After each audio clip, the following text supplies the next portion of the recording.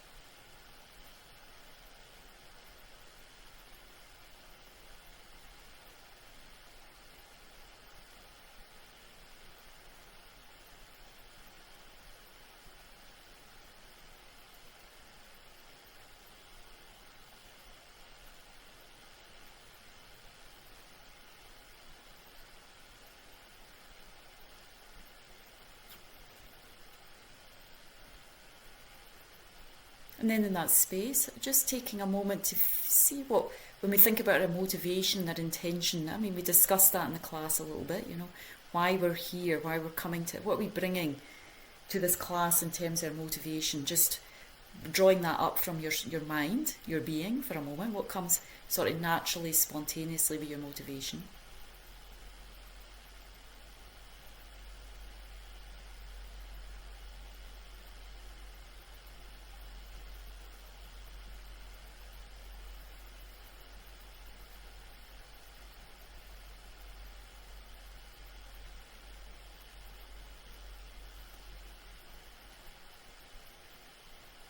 So generally, we've done 12 modules now on the path to enlightenment, outlining the different topics, the different meditations we need to cover on the path to enlightenment.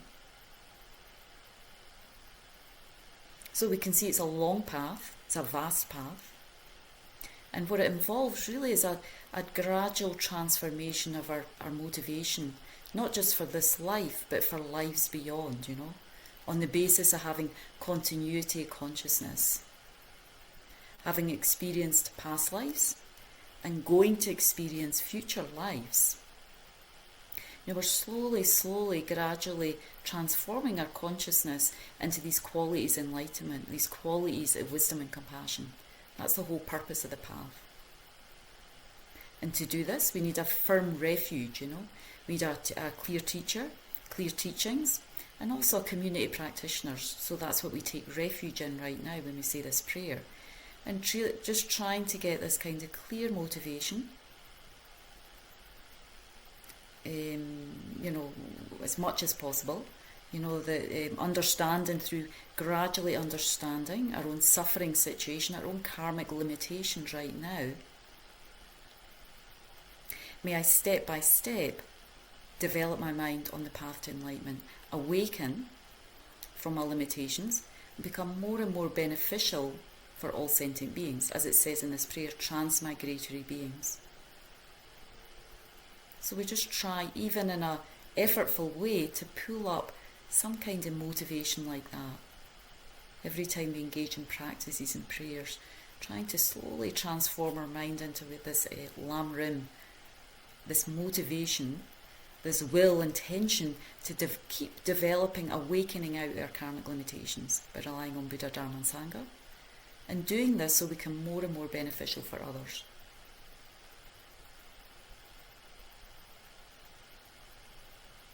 So here for this prayer, as we see in the image, we try and imagine in the vast blue sky, we're surrounded by sky, and then appearing from that appears Shakyamuni Buddha, our kind founder, seated on a lotus, sun and moon cushion, having a radiant golden body. Just like the sun ripens, brings warmth to the earth, brings light, ripens, everything, all the vegetation, the world, everything we need, brings growth. Like that, the Buddha and the teachings in the spiritual community, they're our source inspiration, our source of learning. We need to rely on that, just like we rely on the sun in our daily lives. We need the sun. Like that, we need this incredible source of energy and teaching and inspiration from the Buddha, for our mind to ripen in the qualities on the spiritual path. So let's say this prayer once in Tibetan, twice in English. Sangye chodan sogi chognamla chanchu bardu dagni kyapsuchi dagi chenso gebe sonamge rola penjir sangye druparshok. I take refuge until I'm enlightened in the Buddha, the Dharma and the Supreme Assembly.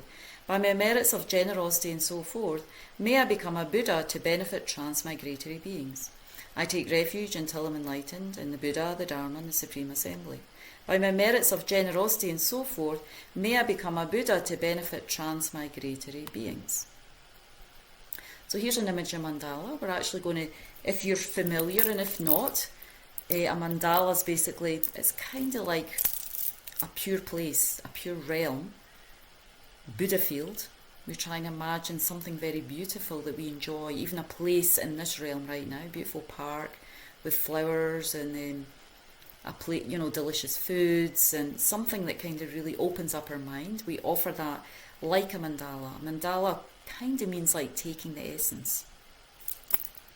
So we offer this depiction of a Buddha field at the start of the teachings to create merit. To enter and practice Tantra, we need a lot of merit, a lot of inner goodness, and a lot of spiritual momentum. So this is actually the depiction of our universal system here on the right. But if we don't know all the different parts of the mandala, just thinking we're offering something very precious to the Buddhas, in order so that we offer mandala, so we take the essence of the teachings. They land in some way into our heart. We're able to hold them and hold the meaning. So we recite in Tibetan, then once in English. Saji bogi joshe mehedo tramri rablingje nye de gyambadi sangye jindu mete uwaye drogun namdag jina chubarshok. This ground anointed with perfume, strewn with flowers, adorned with Mount Meru, the four continents, the sun and the moon. I imagine it as a Buddha land and offer it. May all transmigratory beings enjoy this pure land. Yedam Guru Ratna Mandala Gamneya Dayami. And then we recite some mantras. So again, these are all these are all basic Buddhist practices, but that, even at the start of the Tibetan Buddhist tradition, all the practices are informed, kind of helping us to prepare to practice Tantra. So they're all influenced by Tantric practice. As we see, we're reciting mantra here, So as we recite the mantra, just to kind of activate some inspiration in the mind, Tayata Om Muni Muni Ma Muni Soha, we feel golden light and nectar, just like the beams of the sun, filling us up. And within these beams, there's also nectar. So showering us, purifying disease, spirit harm, negative karmas, any kind of limitations, obstacles, resistance we might have to hearing the teachings, to be able to benefit and receive the meaning. It gets washed through us as we recite the mantra. Tayada mene mene maha munaye soha. Tayada mene mene maha munaye soha. Tayada mene mene maha munaye soha. Tayada mene mene maha munaye soha. Tayada mene mene maha munaye soha. Tayada mene mene maha munaye soha. Tayada mene mene maha munaye soha.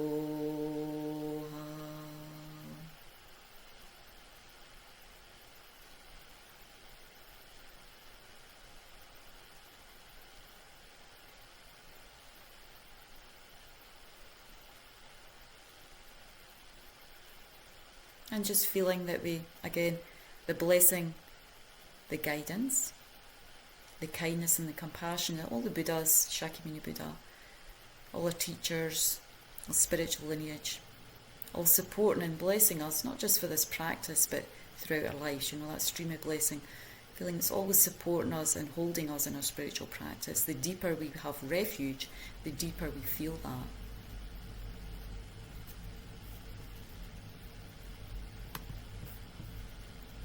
Okay, so we're going to come out of our meditation. Right, so this first slide, again, just a couple of quotes from Lama Yeshe, Introduction to Tantra. According to Tantra, perfection is not something that is waiting for us somewhere in the future. Everything that we need in order to be complete is within us right at this moment, at this very moment. It's simply a matter of being able to recognise it. That is the Tantric approach. Sounds nice, eh? Tantra is particularly suited to the Western mentality. Being the quickest of all paths, it should appeal strongly to the West's love of instant results. Well, we're very familiar, culturally, in society right now. Of course, everything comes very quickly and easily. So, we want to, it would be nice to feel that's the case in our spiritual path. So it's definitely something, a certain aspect to Tantra, the swiftness and the quickness of results you can receive from Tantra. That's something that we're going to cover more as we go through the class. So the first quote here basically is really referring to this fundamental purity of the mind. So generally, we've all heard this analogy, the mind is like a mirror. You're in it right now, but it's covered with dust, and primarily the dust are the two main causes of suffering that the Buddha taught in the Four Noble Truths, karma and delusion. So the Tantric approach simply is uncovering, removing this dust, removing that which is temporarily obscuring our basic, clean, clear, enlightened nature, waking up our innate wisdom which is sleeping right now. So it's kind of a more direct approach, working more directly with that clean, clear consciousness that we have, that's there, that's with us, present, going from life to life, but it's just temporarily obscured, covered by our karmic limitations, by our delusions.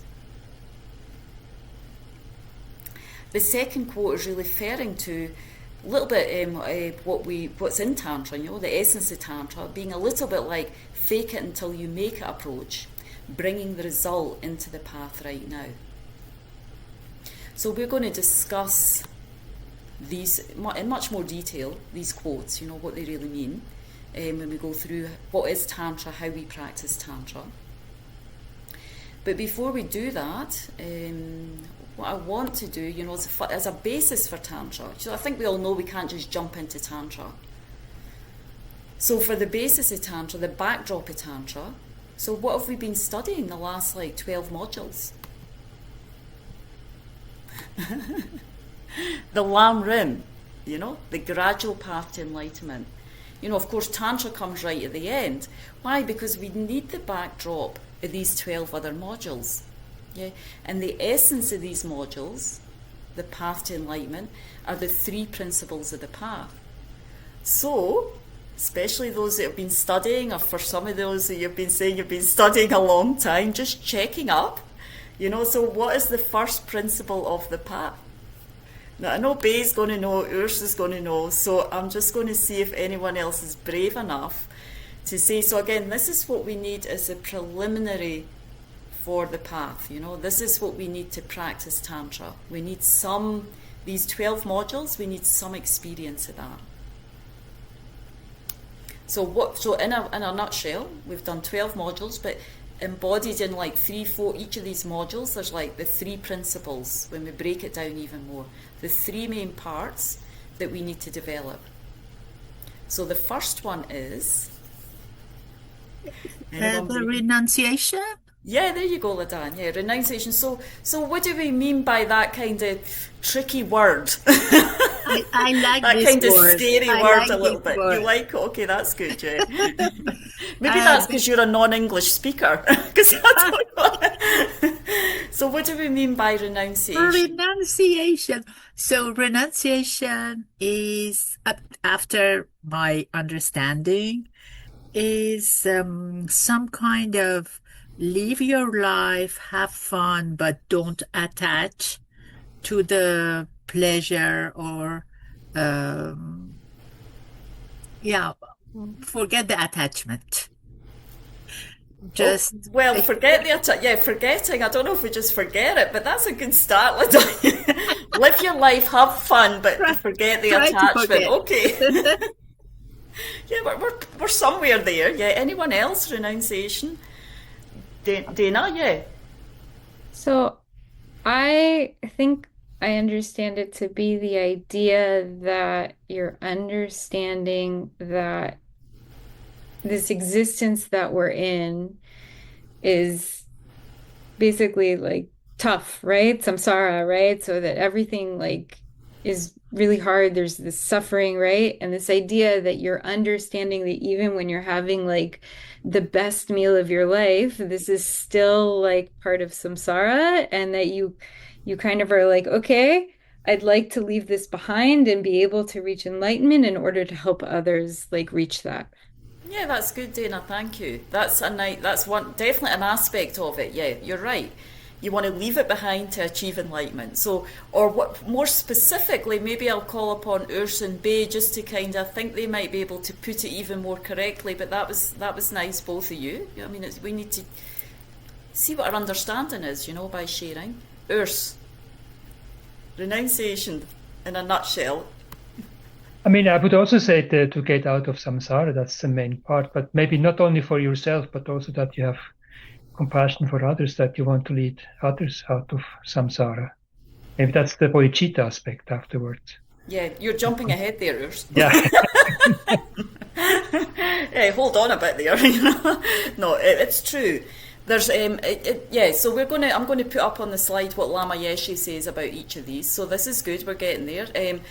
So the next one, what's the next one, which also Urs actually just covered, really.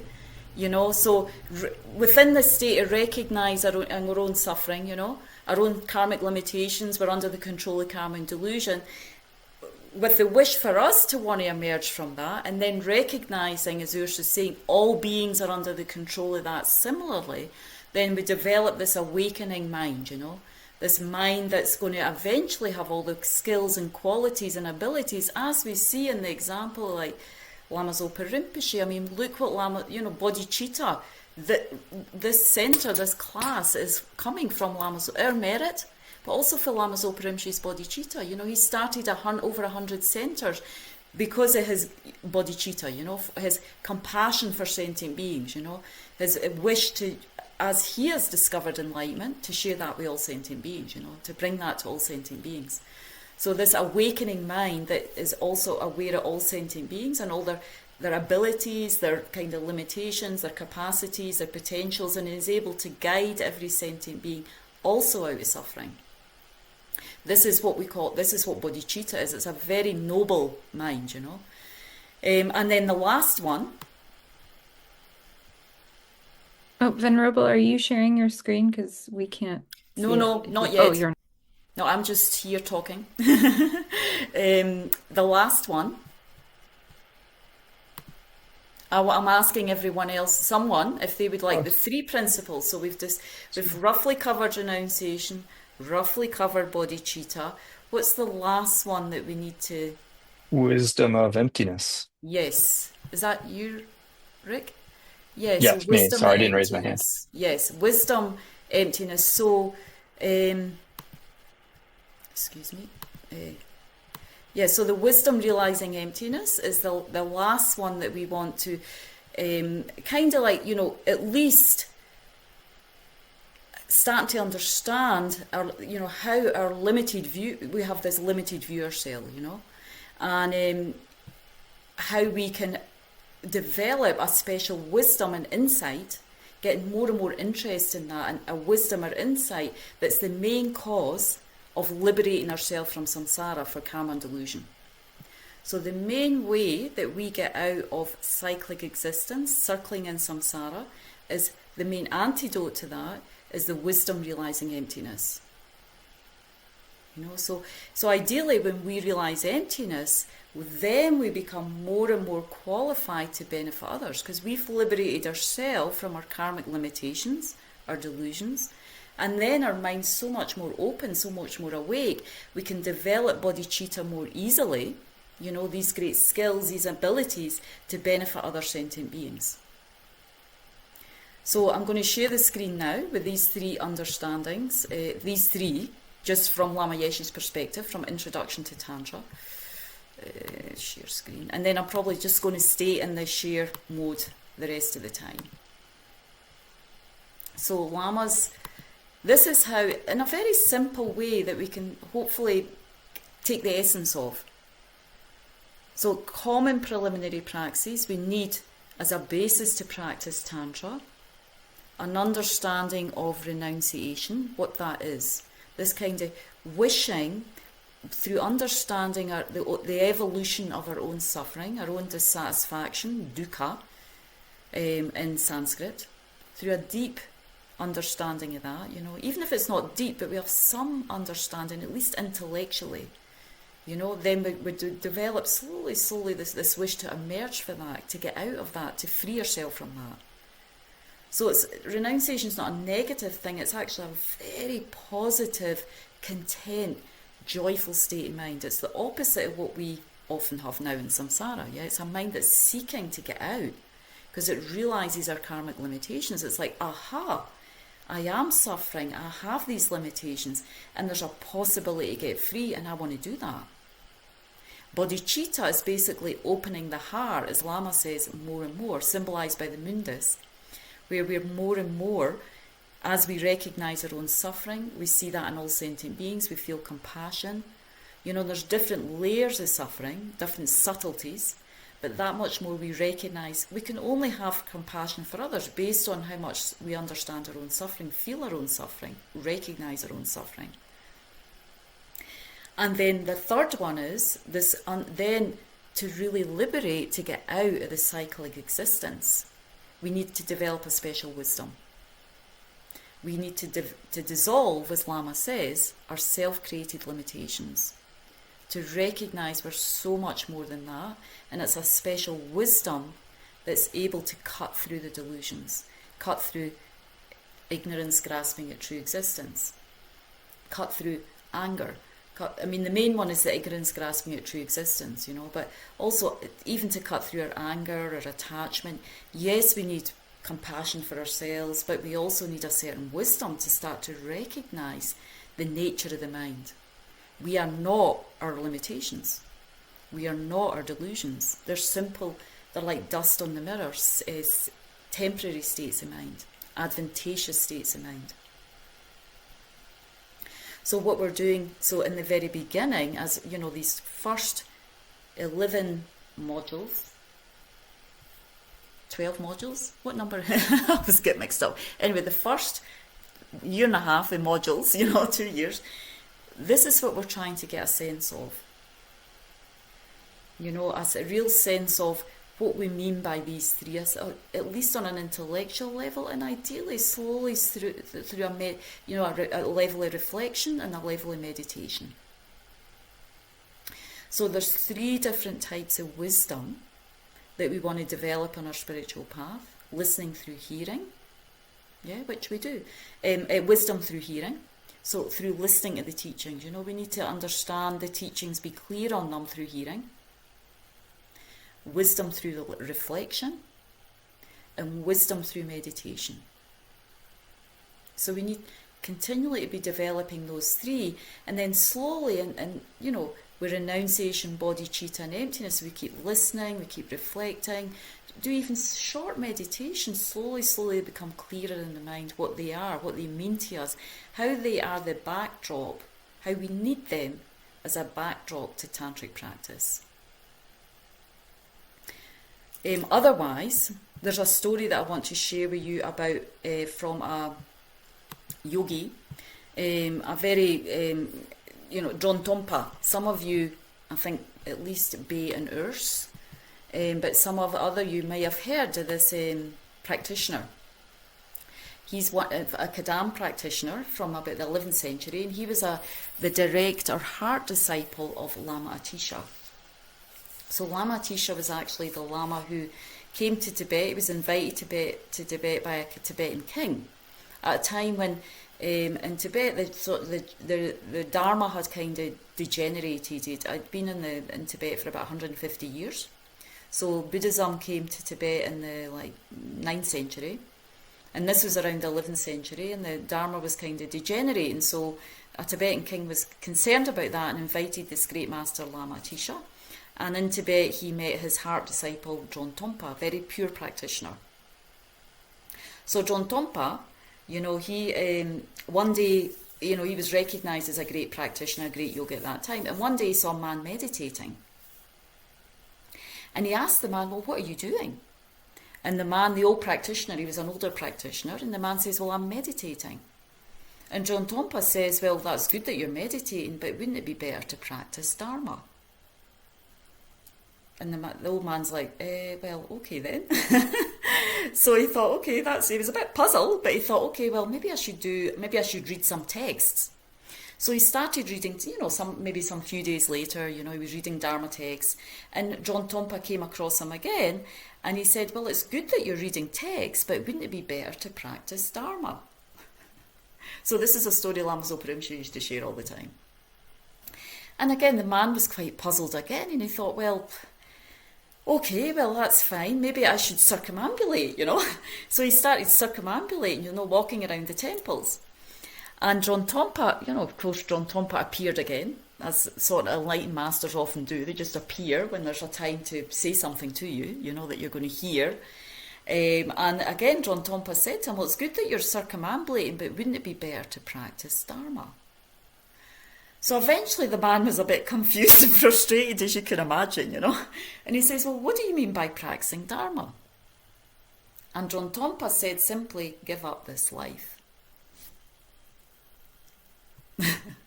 So that seems a bit extreme, That sounds like throw away everything and go into the forest. And so that's not exactly what it means.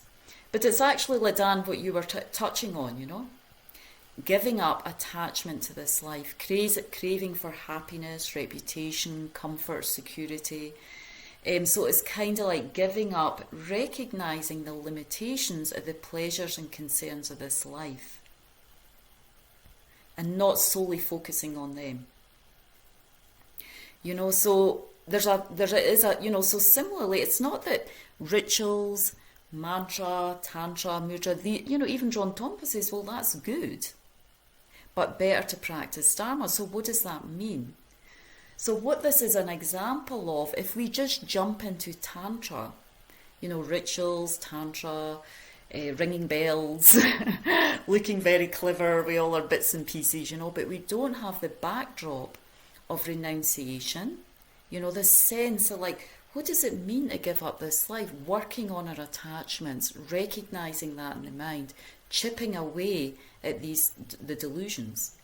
If we don't have a kind of an intention to benefit others, slowly awakening our bodhicitta, and especially if we don't have some insight or understanding of emptiness, it's we're not going to go far with tantric practice. In fact, it can be dangerous sometimes. It can create more pride, more obstacles. And perhaps, Kate, that's what you're thinking, maybe you have some resistance because of that, because actually as Kate was actually saying, how Lama Tsongkhapa, the founder of the Gelug tradition, and how all the Tibetan Buddhist traditions practice is with a blend of Sutra and Tantra. We need to practice both together.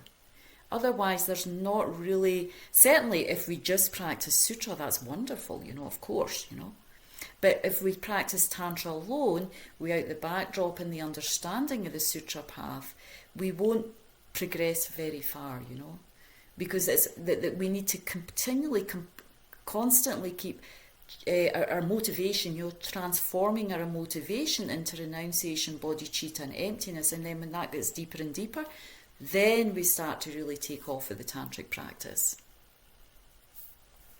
So is that making some sense? Yeah? Some of us know that already, but it's something we have to think about all the time, because the more some of us take initiation, some of us mentioned, we know we've taken initiations and, this one and that one. So how do we really deepen those practices? Only by working together with the three principles of the path. We need to work on those. And that's why, Tibetan Buddhism can seem overwhelming in the beginning, because there's a lot to take in. There's quite a lot of aspects to the practice. But again, just through listening, reflection, meditation on sutra teachings, tantra teachings, slowly it starts to come together. Slowly it does blend together. We just need to have a long view with our spiritual practice, not a short view. Not like I need a couple of meditations and then I'm done. No, this is a long view. We're talking about continually creating the seeds in our mind for enlightenment. So we need different practices. Our minds are not simple; they're complicated. So we need a variety of practices. So in this tradition, and as I said at the beginning with the meditation, even when we start first meditation, Shakyamuni practice, Shakyamuni Buddha, doing the mandalas, doing the mantras, that's all informed so that we get prepared. We're already preparing to do some for tantric practice. It's informed by tantric practice. It's mantra, So this is how we practice, blending both of those together. So again, this week is much more of an introduction, just going through, again, what is Tantra? So in Sanskrit, what is Tantra? It's the oldest meaning of Tantra is a continuity in the form of weaving. Like the strings of a warp, the Tantra practices serve as a structure for intertwining the sutra themes to weave a tapestry of enlightenment. So that's very nicely put by Alex Berzin. So again, so Tantra means this kind of warp or loom or strands of a braid. And what are we doing here? Well, the Tantric, what are we intertwining? The Sutra themes, Tantric and Sutran themes together to weave a tapestry of enlightenment. So it's very poetically and nicely put, As Lama Yeshe says in the introduction to Tantra, we have to weave and practice together Sutra and Tantra as complementary techniques. They're not separate from each other. And they're not done sequentially. I mean, definitely in the beginning, we need to get an understanding of the Four Noble Truths and how we practice, and the truths become our truths through practicing the gradual path to enlightenment. But again, once we have a good basis in renunciation, bodhicitta and emptiness, then we can start to intertwine the themes of Tantra, the tantric praxis. And then through those two, we start to move more swiftly in the path. And also what we mean by this intertwining these themes, Tantra combines physical, verbal and mental expressions of each practice, which braid together a sort of holistic path of development, like mantras, mudras and visualization. We're weaving them together to kind of create this very powerful causes, very powerful imprints in our mind for enlightenment. And again, we'll see how we do that when we go more into detail on how you practice Tantra.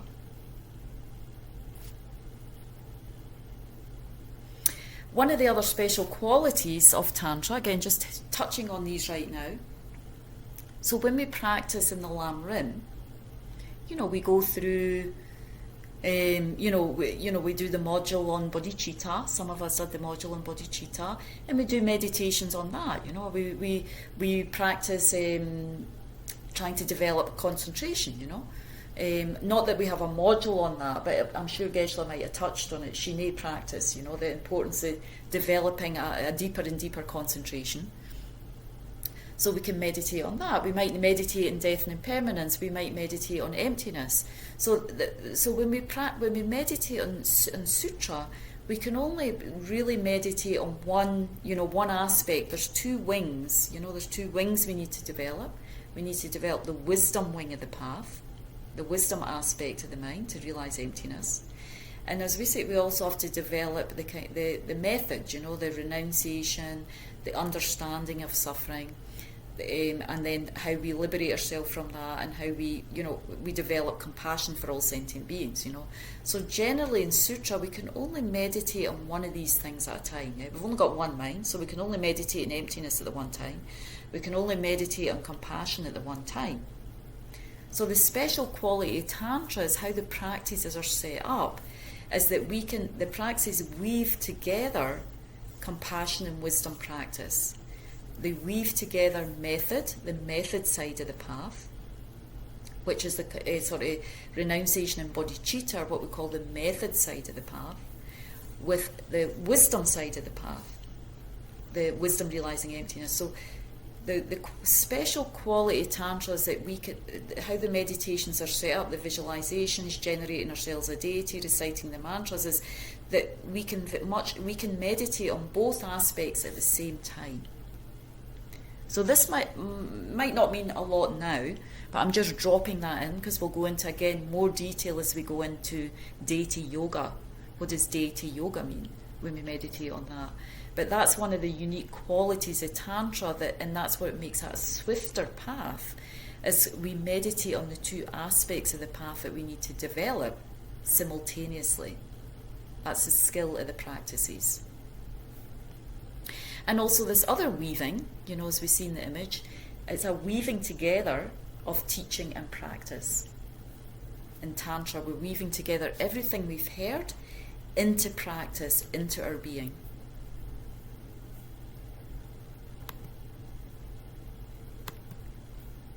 So just to help us understand a little bit more the meaning of how the word in Tibetan for Tantra is gyu, which means thread or continuity. It's the continuity of this present mind that goes to enlightenment by practicing Dharma and following the path.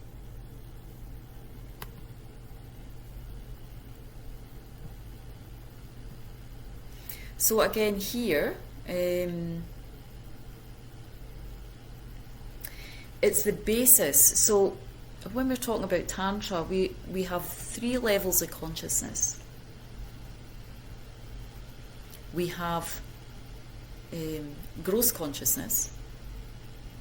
That is our everyday sensory consciousnesses, and our mental consciousness, gross mental consciousness, and sensory consciousness is what we're perceiving day to day through the senses, and on a grosser level, we're mind.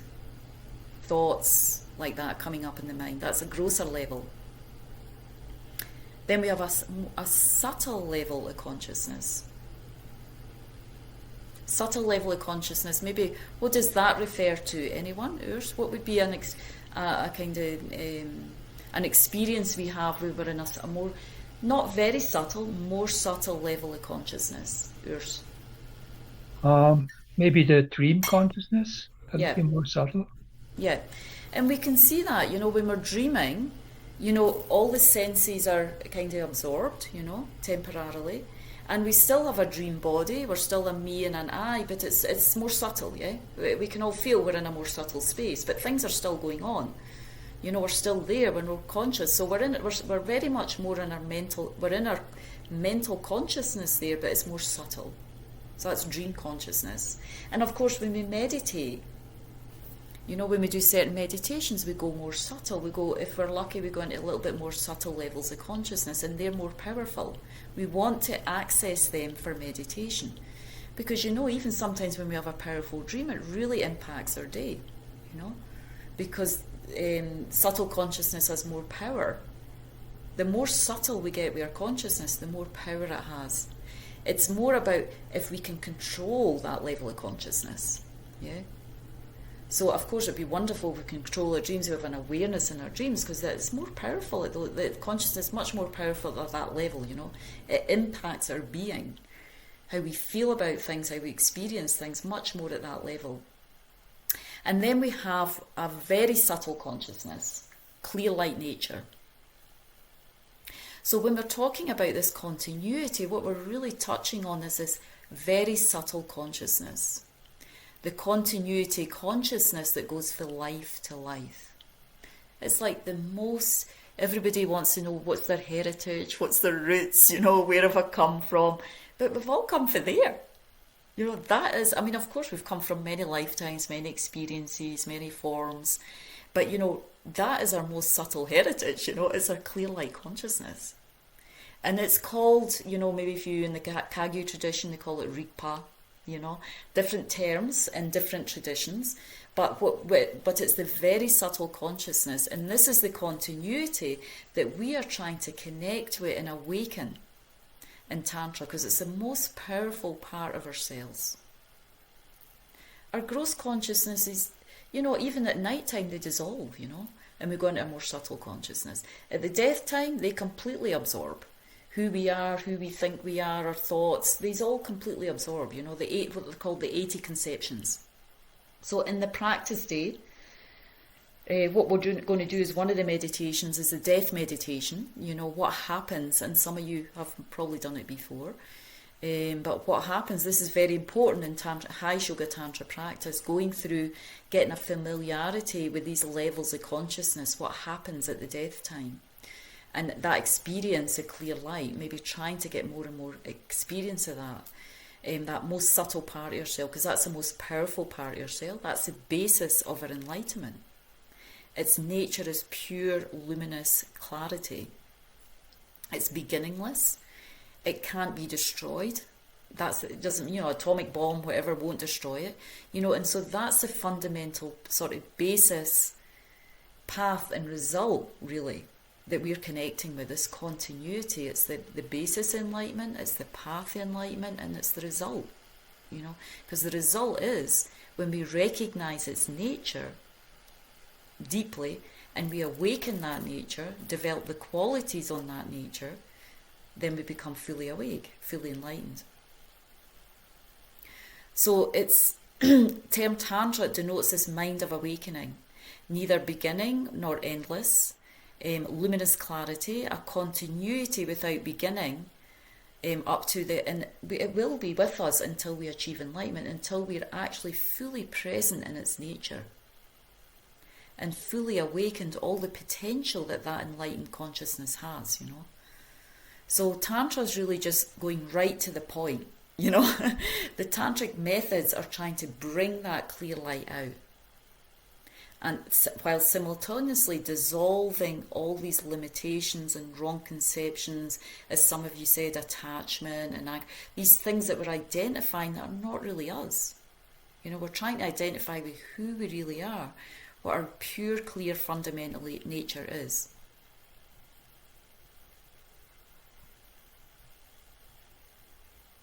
So we can see, even when we chant mantra, what we're doing is transforming every.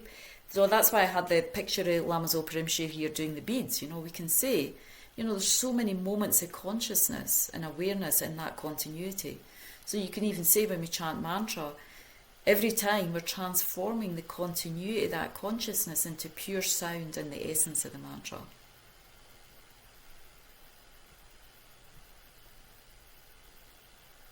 And we all feel it for some, we all do that. We know there's something much deeper and richer within ourselves. When we really get into meditation, we can feel there's something much more powerful there within us. But we're just, it's not easy to be in that all the time, to really access it deeply. So the whole path, Sutra and Tantra, is awakening and transforming and bringing that out of ourselves, so we can, become fully awake, and we can awaken all sentient beings. Sam, you had a question? Yeah. Could you just repeat that again? What you said about when we chant mantras, we're Oh, yes. turning.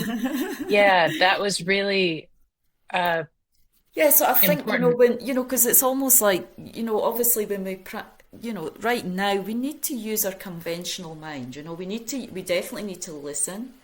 We need to use our analytical mind to understand the three principles of the path. We do need to do that. But at the level, once we get deeper and deeper into Tantra, into more subtle states of consciousness, we are talking about using more sort of mystical methods, So as what I said is when we chant mantra, it's like we're transforming, our consciousness has so many tiny moments of pristine awareness, momentary. We're not there yet. We're not in that experience. But it's like when we chant mantra, it's activating or transforming every moment of that consciousness into pure sound and the essence of the mantra. That's really what we want to be doing. All these syllables, when we recite them, they have Sanskrit has a special resonance with our subtle being, with our more subconscious part of yourself. So that's why they're not they're not translated into English or Tibetan. Our karma is that we have a connection with Sanskrit. I mean, even in the Hindu practices, correct me if I'm wrong, there's one lady here who's been studying Hinduism, but they also use Sanskrit mantra, Of course, they're both Indian traditions. But of course, the teachings are translated into English. We need to understand them on a very clear, logical, analytical level. But Tantra goes in definitely more into this mystical level, working with subtle energies in the body. But we can't go straight there. We definitely, as I say, we need to understand what it means by giving up this life, We need to understand it, because it's not just throwing everything away. It's not that at all. It's an inner transformation, of removing attachment for the mind, removing anger, and removing the deeper levels of delusions, the ignorance, So it's a step-by-step chipping away at these in the mind, and slowly the mind of renunciation just comes out naturally, We feel more who we're supposed to be, who we really are. And that happens more clearly from my experience when we practice Sutra and Tantra together. Because it's almost like Sutra's chipping away all our conventional limitations, and Tantra's just waking up this much more powerful side of ourselves, these subtle minds, giving us a little bit inside taste in who we could really be. And that's where the inspiration can come, when you work with both together,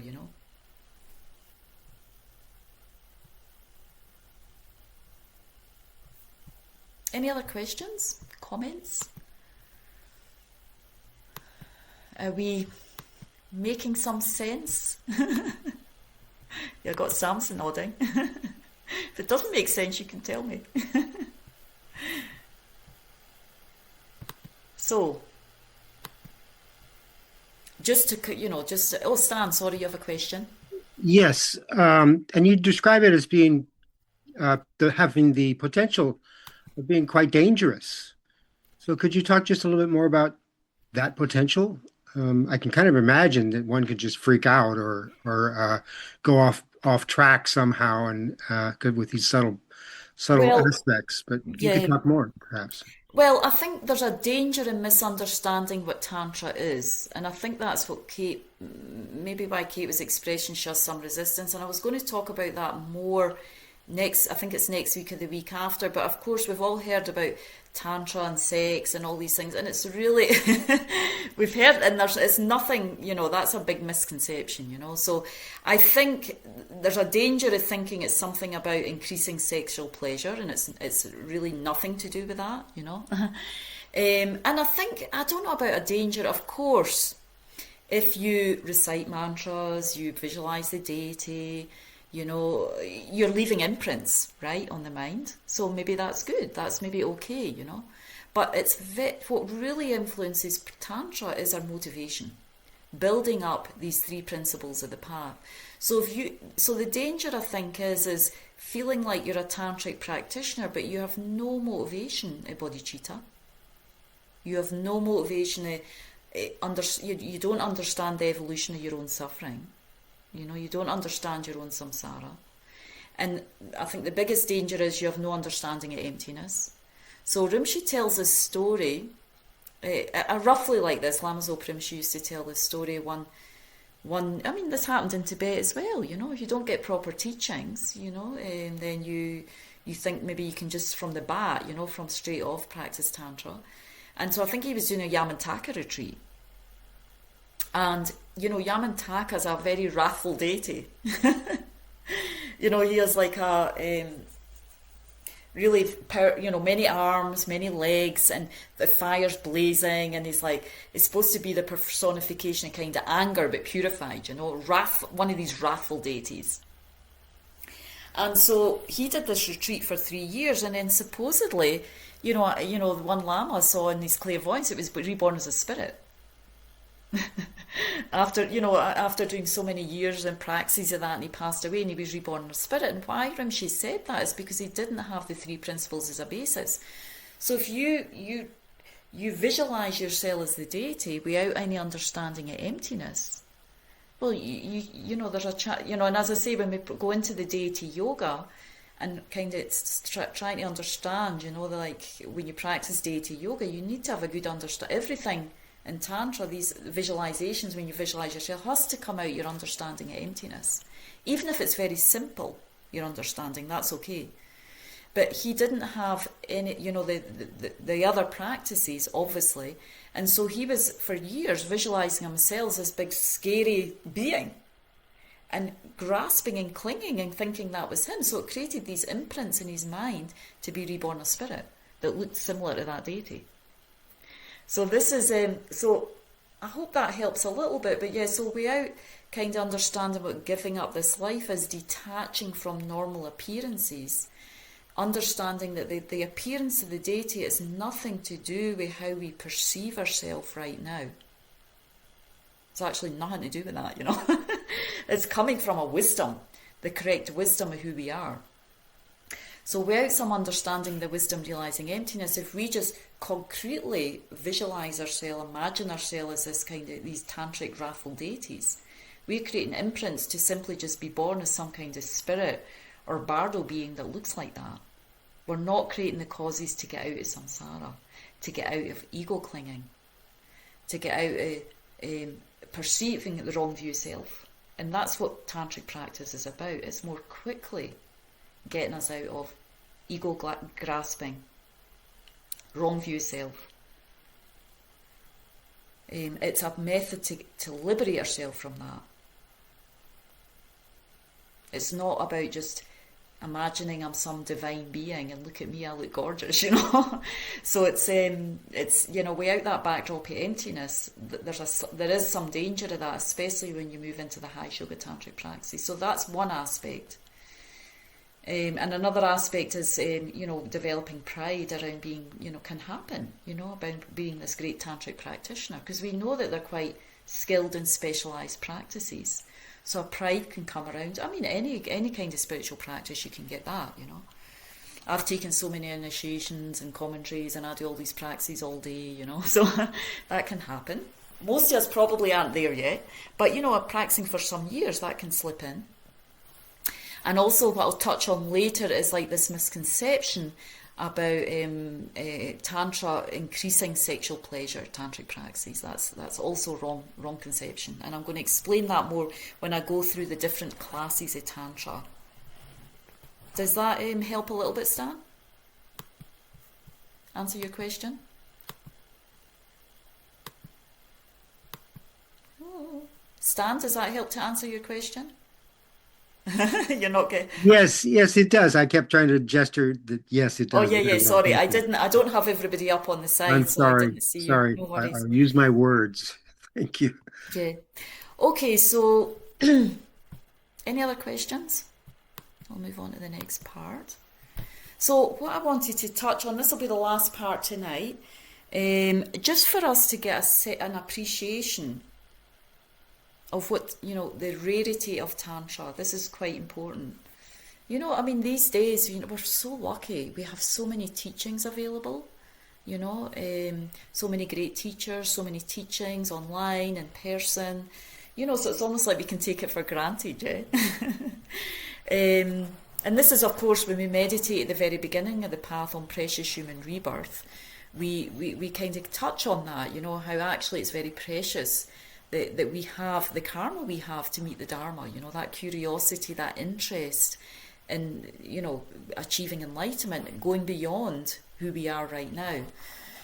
So in the same way, and an even more specific way, Tantra is very rare, even more rare than the Dharma teachings, more rare than a Buddha coming to this world. So it's said here, to meet Tantra is much rarer than meeting Buddha. Seeing Buddha is much easier. So the opportunity to meet Tantra is extremely rare. Even though many Buddhas come in the 1,000 Buddhas of this eon, not all of them teach Tantra. Because sentient beings don't have karma to meet tantric teachings, the quick path to enlightenment. So,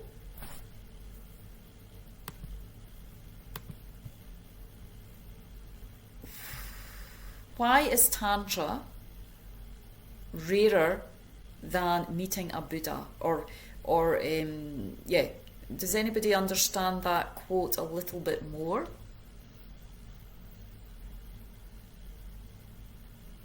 It does say there, even though many Buddhas come in the 1,000 Buddhas of the Eon, not all of them teach Tantra, yeah? So we can maybe understand it by that. Kelly? Yeah, I had a question actually, if Tantra is where your practice meets the road, so to speak, like when you meet Tantra, you're riding the Dharma road, or I don't know how else to describe it, but like where your practice really meets the road and you start to go quicker? Yeah. It can be that, but just for now, Kelly, I'm going to, and then maybe we'll go for your question. Yeah, I'm going to finish this part first. Okay. I think, the thing is, the more we it's like anything, the more we appreciate something, the more joy and happiness it brings. And it might give more inspiration for practice, especially when we're looking at the tantric teachings. So why is Tantra so rare, So what I want to explain a little bit here, Buddhist cosmology. So it's, we are in a kalpa in Buddhist cosmologies. So we're, on the basis again that we have a beginningless consciousness. Now this is not an easy concept, of course, but we have been practicing I'm going on the basis that we've done like 11, 12 modules, been talking a lot about the continuity consciousness, beginningless mind, So we've been around forever. We've not been around. So we are in this time, this period of what's called the good kalpa, or an auspicious kalpa.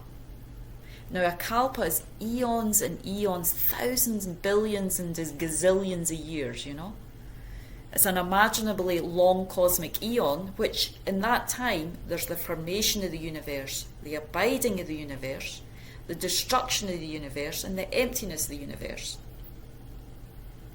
So we're in this time, this kalpa of inconceivable time, when 1,000 Buddhas It's called a fortunate kalpa because 1,000 Buddhas are going to appear during this time. Does anyone know which number Buddha Shakyamuni is? Yes, Rick's got his fingers up there. 4, right? So he's number 4. And he has, we have the good fortune that he's taught Tantra. So why do they say it's rarer to meet Tantra than the Buddhas?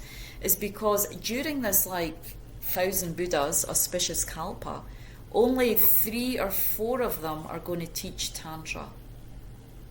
Right? So just trying to, get a sense of that, it's like they don't not teach Tantra because they can't be bothered, or, it's because we don't have the merit and karma,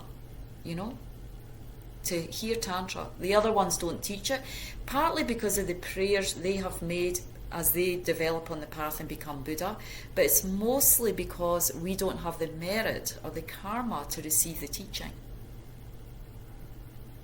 So this is why we especially hold the tantric teachings as so precious and rare, because not every Buddha teaches them. I think the next Buddha is Maitreya Buddha. Buddha Shakyamuni's teachings they're going to last about another 2,000 years, and then they will disappear because we don't want to practice them anymore, so they just kind of fizzle out, And then there's a huge thousands and thousands of years before the next Buddha appears, Maitreya Buddha. He will not teach Tantra because the karma, the disciples, we don't have the karma merit. So I think that said that the 7th Buddha will teach Tantra. And then the last Buddha has said that he will teach everything else that the Buddhas teach. So he will also teach Tantra that the previous ones taught. And there might be another one in there somewhere as well. So you're talking about 3 or 4 Buddhas. So that's why we feel like, we really try and treasure the tantric teachings. Even though we think, I can't do this, I can't practice.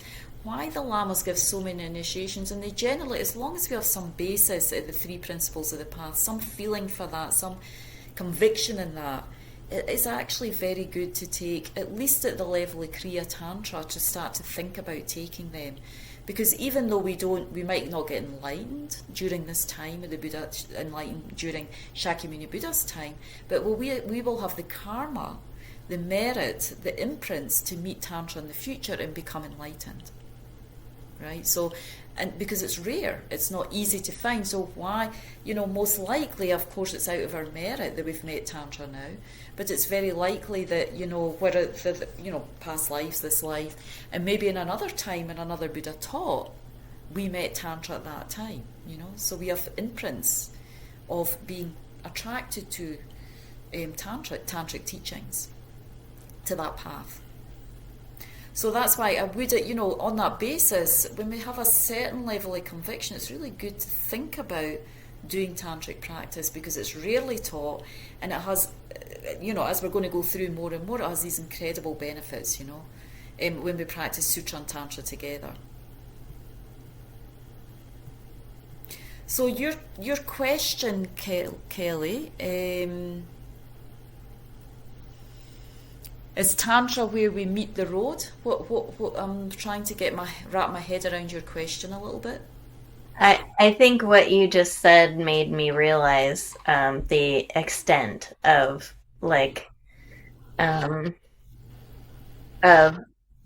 of Tantra, just in the eons and everything.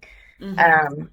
But I often thought that when the two come together, when you're weaving the two together, it seems to really hit the road, so to speak, in a way that is I don't know, you're working with different energies, and you're able to maybe, I don't even know if the word manifest is really what I want to use, but I think the deeper you have an understanding and experience of renunciation, bodhicitta, and emptiness, then you really take off with your tantric practice. Yeah, tantric practice will really take off when you have these, deeper conviction in them, a deeper understanding, even some experience. Then blending these together, your spiritual practice will take off much quicker. So yes, in the beginning, it's a lot to wrap our head around, But it's a bit like when you start to learn driving a car, a simple analogy. It's a lot to wrap your head around, but then all of a sudden it's all happening and you can take off, But we're talking about just not a few months or, 6 months to learn a car. That's why we study Discovering Buddhism. And one of the ladies, maybe it was, one lady mentioned she's been doing these modules for some time, doing the modules, meditating on the topics and blending it with this tantric practice, the sutra and tantra together is really where we take off in spiritual practice, both of them together. And then it really becomes a quick path. It's just a bit of a slow process to really get a handle on, the path to, the gradual path to enlightenment. So why is that called the lam-rim is called the gradual path to enlightenment. But we need to gradually internalize that and then use the skillful methods of Tantra, visualization, mantra, and also working with, guru devotion, your connection with the guru, your tantric commitments, your bodhisattva vows, all these aspects. But, all of a sudden it's like you get some handle and you feel like you can progress much more quickly, when you've got all these elements in there together. It just takes time to gather the elements. That's time and patience. So we're on 9:27. So is there any other questions or comments? Because I don't think I'm going to have time to go on to the other slides. So yeah, great. We'll have one more question, Dana. So my question is related to kind of what you were saying about taking an initiation and having a practice. Mm-hmm. And so my question is, especially if you've kind of happened upon an initiation or empowerment, is it better, but you don't really have these strong development of, method and emptiness and all of that. So is it better to not practice even though you've received the initiation, or kind of do your best and bumble through the practice? I think in the beginning, as long as you have, we're just progressing step by step all the time. We're continuing to study and understand and integrate the three principles: renunciation, bodhicitta, and emptiness. Then we can apply that when we're doing the tantric practice. I'm leading some, especially at Kriya Tantra level. So there's different levels of tantric practice. Some of us know already because we've taken initiations. The high yoga tantra is the more complex methods, So many of us already, with a simple understanding of renunciation, bodhicitta and emptiness, we can apply that already in the Kriya Tantra practices, for sure, Mm-hmm. And they're not as complicated, so you can start working with Tara practice, with Medicine Buddha, alongside your lam-rim, with Chenrezig practice. It's actually very important to do that, because your tantric practice at that level will inform and deepen your three principles of the path. The three principles of path will be deepened and informed by the complementary tantric, Kriya Tantra practice you're doing. So again, even at the beginning of this class, we did Shakyamuni Buddha practice. I mean, it's still at a level of Tantra. We're reciting mantras, we're doing visualization. We didn't dissolve, but you would dissolve and think about empty, whatever your understanding is. But you just don't want to get into the place of just dryly reciting mantras, and you're not really taking it to heart, And again, when I said the dangers come a little bit more in the high yoga tantra praxis, when we've taken tantric vows and we're visualizing kind of more powerful, wrathful deities, and there's some danger there without an understanding of emptiness, that we can create a different kind of rebirth that we weren't wanting altogether, But I think for, most of us, once we go through something like this 2-year program, and we chip away, and also we go to guided meditations, we understand we can have a very nice Kriya Tantra practice, Chenrezig, Medicine Buddha, Tara, and that's informing our three principles, and vice versa. We're deepening both at the same time. At this for us, mostly at this level, we can definitely do that. So that's why I encourage as much as possible. And actually, even for some of us at the class, I actually, I invited Gyumi Kenza Rinpoche. I was, at our centre, Vajrapani Institute. invited Rinpoche to give these 2 tantric initiations because I felt like some people who were coming to the class, they were ready to do Kriya Tantra, because it really does, these they help you to get into a more subtle level of consciousness, which we need to do even when we're meditating in the lam-rim. We need to go inside, we need to go deep, and we need to awaken this clear light nature, So we're working in this way and that way. We're working for both angles, with both praxis. Okay. Any other question? And then Sam, one more question, and then we'll just dedicate. Yeah.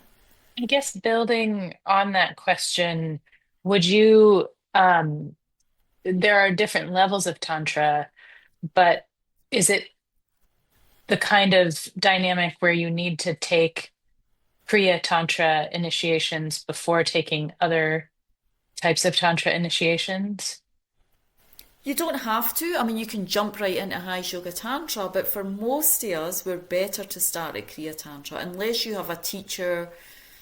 I mean, certainly myself, I started at the level of Kriya Tantra, because at Kriya Tantra level, like Tara, Medicine Buddha, Chenrezig, you already take bodhisattva vows, yeah? So it's good to, train in them a little bit, get a little bit familiar with what they are, So do that for a while and get used to just visualizing, reciting mantra, some of the prayers there, because the High Yoga Tantra is more complex, And so yeah, that's why I think mostly, unless a teacher gives you specific advice, then mostly they would probably advise to start at the level of Kriya Tantra. I would say most of the time, unless you have had some special advice from your particular guru or teacher. Okay. And it gives you some confidence, because if you jump right into High Yoga Tantra, it's complex, the visualizations are more complex, it can be a bit overwhelming, So, and then you might not feel, I mean, I would say for a long time, me personally, I did take High Yoga Tantra initiations, but, I mean, not immediately, after some time, but I always felt like for a long time what benefited my mind more was the Kriya Tantra practices. Because the High Yoga Tantras they're dealing with even more subtle energies. And unless we have some level of renunciation, a deeper understanding of emptiness, we're not going to be able to we won't feel it as strongly, Whereas Kriya Tantra, which I'm going to talk about more in the class, it's working with a lot of it's very good for purifying. We need to do a lot of purification, and purifying the gross conceptual minds, the karmas, the delusions in the mind. So Kriya Tantra is that's really what its quality is for us. Like Vajrasattva practice. You can also do it at the level of High Yoga Tantra, but you can do it Kriya Tantra. Chenrezig, purifying anger, developing compassion. So, for a long time, I had commitments and I would do my, High Yoga Tantra commitments, and I did a couple of retreats, but I felt like I needed to focus on the Kriya Tantra practices, spend more time on them. Okay.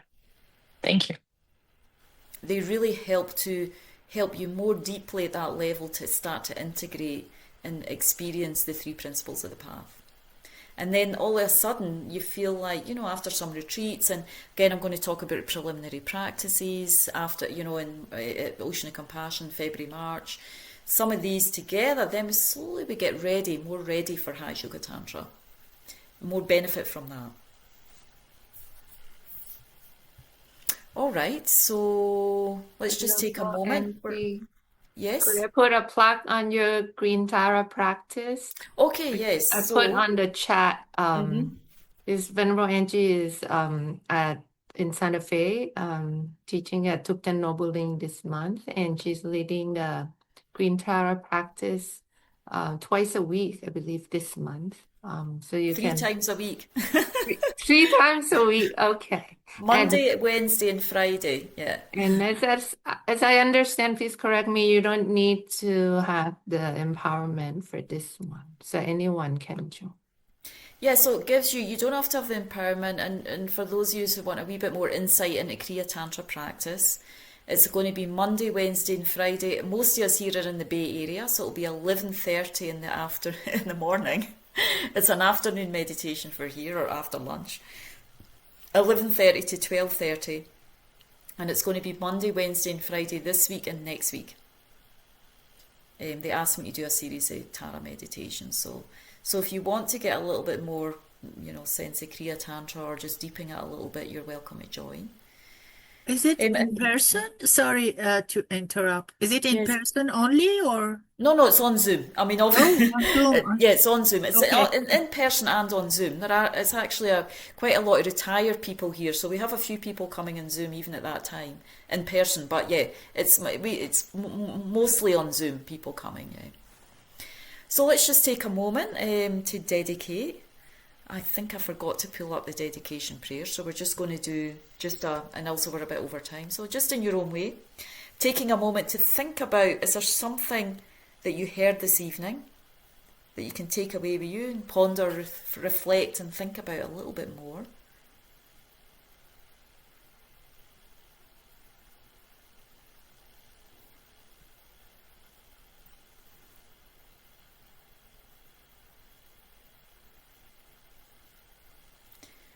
Otherwise, we just dedicate that each one of us, most important in our spiritual path is always to try and feel inspiration, Always find ways to keep our mind inspired. We have this beautiful Buddha nature, that can transform into enlightenment, as we see in the examples of our gurus, our spiritual teachers, our masters, the Buddhas. We're just like them. We just need to put in the work, And for that, we need a lot of inspiration. So I just dedicate that each one of us continue to be inspired, find different ways to inspire so we can continue to listen, reflect and meditate on this very precious path, the lam-rim, gradual path to enlightenment, and ideally being able to conjoin it, blend it with tantric practice. How wonderful that would be, and we dedicate that for ourselves and for all sentient beings, that we all meet such a marvellous path and be able to practice, and be inspire each other and gradually be more and more an inspiration and a higher and higher benefit for all sentient beings.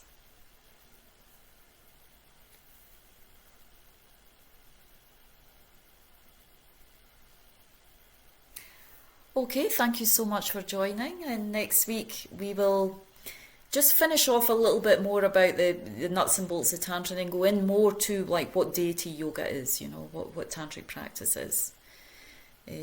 So we've got another 3 classes, and please carry on with the reading, and again if you have any questions I'm always available.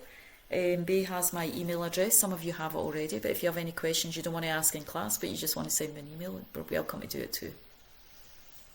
Thank you.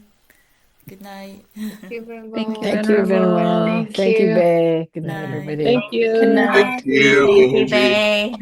Thank you, Hey, Bay. everybody. Good night.